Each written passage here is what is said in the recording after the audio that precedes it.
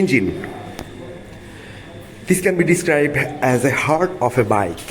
And when you face any problem with your bike, with spare parts and others, anything, that's gonna be okay. But when you face any problem with your engine, that will be so much pathetic and painful. So, Assalamu alaikum. This is Araf, and you are watching Riders Headquarters of BD. So এই মুহূর্তে আমি যে বিষয়টা নিয়ে কথা বলবো সেটা হচ্ছে এই ইঞ্জিন।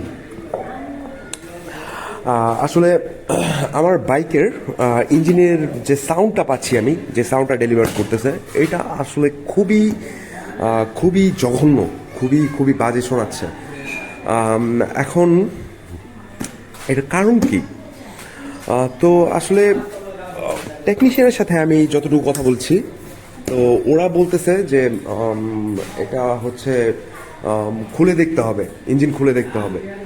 তো আসলে বাংলাদেশে যেটা হয় ভাই, আমরা আসলে বাইকের রাইডার যারা আছি, বাইকের টোটালি কিন্তু কাজ জানি না।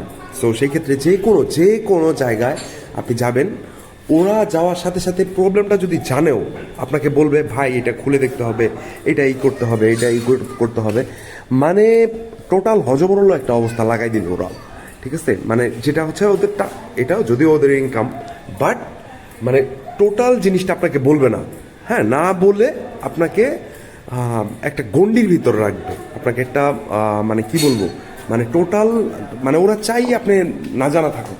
ঠিক আছে, কোনো ধরনের কোনো সমস্যা আপনি জানবেন না। সো বেসিক্যালি এখানে আমি কিছু কথা বলবো, সেটা হচ্ছে যে আমি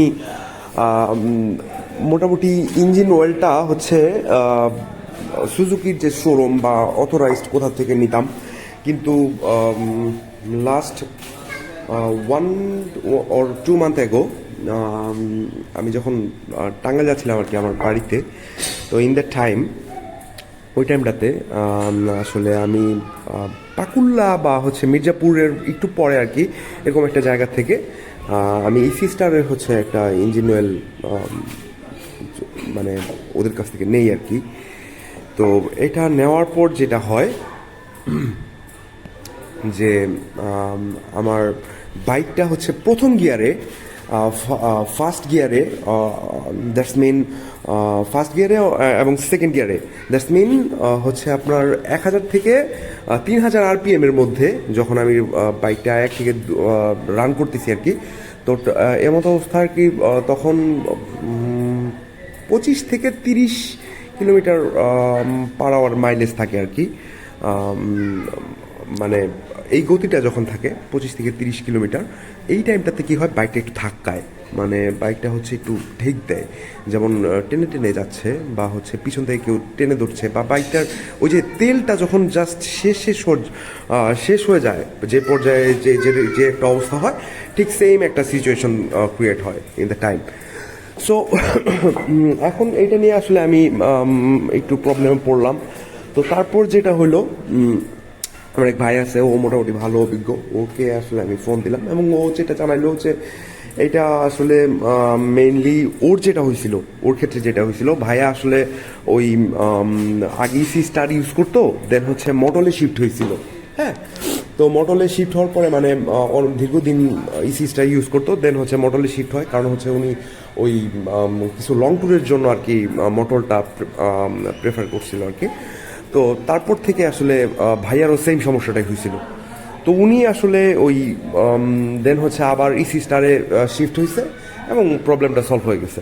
হ্যাঁ, কিন্তু আমারটার যেটা হয়েছে আমার বাইকের, সো আমি তো আসলে আগের থেকে ইসি স্টার ইউজ করতাম এবং কন্টিনিউয়াসলি ইসি স্টার ইউজ করতেছি, এবং সেম সমস্যা, আমার ওই সেম সমস্যা দেখা যাচ্ছে 1 গিয়ারে বা 2 গিয়ারে বাইকটা ধাক্কাচ্ছে।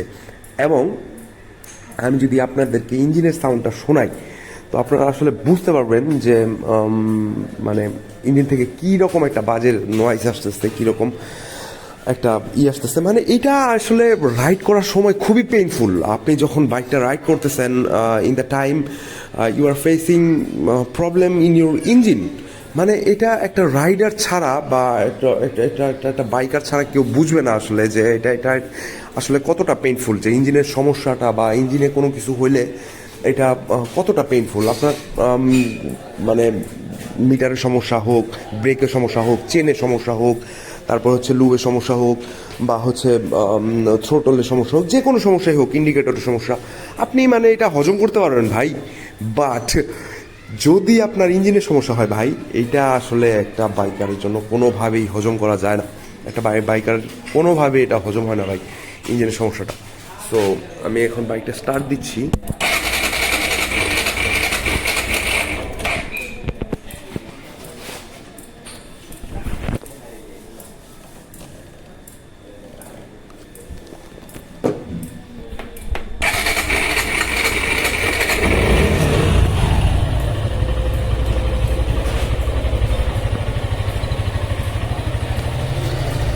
সো আসলে আমার যে ক্যামেরাটা আর কি, এই ক্যামেরাতে আসলে বোঝা যাওয়ার কথা না, মানে ইঞ্জিনের সাউন্ডটা।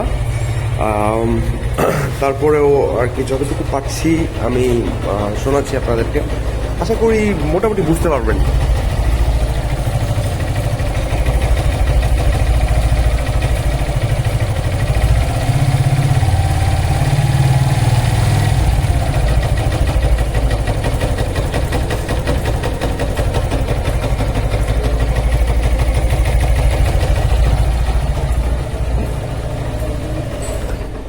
সো এই হলো অবস্থা। অ্যান্ড তো ভাইয়ের কথা যেটা বলছিলাম, তো উনি আসলে ওই মডেল থেকে যখন আর কি ইসি স্টার থেকে যখন মডেলে শিফট হয়, ইন দ্য টাইম মানে এই প্রবলেমটা হয় যে 1 থেকে 2 গিয়ারের মধ্যে এবং 20 থেকে 25 যখন টান থাকে আর কি, বাইকের টান, ওই টাইমটাতে আসলে বাইকটা ধাক্কায়।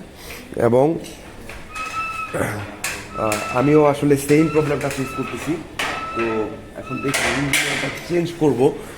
তো আসলে যেটা বলতেছিলাম, আমি ওই টাঙ্গাইল যাওয়ার সময় আর কি ওই ইঞ্জিন অয়েলটা চেঞ্জ করাই, ওই একটা আনঅথরাইজড এবং বাইরে থেকে একটা দোকান থেকে। তো আসলে নর্মালি ইঞ্জিন অয়েলের দাম, এসি স্টারের দাম হচ্ছে, আপনি যদি শোরুম থেকে কেনেন, এটা হচ্ছে আপনার 600 টাকার মতো নেবে আর কি, 620 বা 600 টাকার মতো নেয় ওরা। তো কিছু কিছু ক্ষেত্রে আরও একটু কম রাখে, কিন্তু আমি ওই ইঞ্জিন অয়েলটা কিনি 500 টাকা দিয়ে। হ্যাঁ, 500 টাকা দিয়ে, এবং ওরা আর কি ওটা চেঞ্জ করে দেয়। তো তারপর থেকে আসলে এই প্রবলেমটা শুরু হয় আর কি, যে বাইকটা ধাক্কাচ্ছে এবং সাউন্ডটা খুবই বাজে আসতেছে। তো দেখি এর মধ্যে ইনশাল্লাহ ইঞ্জিন অয়েলটা আমি একবার চেঞ্জ করে দেখবো, তাতেও যদি কাজ না হয় তাহলে হচ্ছে আমাকে আলটিমেটলি চাইতেই হবে। So, this is Araf, and you are watching Rider Headquarters of BD. And continuously ইনশাল্লাহ এখন থেকে প্রত্যেক দিন না, মাঝে মধ্যে আসলে এই বাইকারদের যে সমস্যাগুলা এবং বাইক রিলেটেড যে সমস্যাগুলো, এগুলো নিয়ে আপনাদের সাথে আলোচনা করব। আশা করি আপনাদের ফুল সাপোর্ট পাবো। এইটুকুই, আজ এইটুকুই। আল্লাহ হাফেজ, আসসালামু আলাইকুম।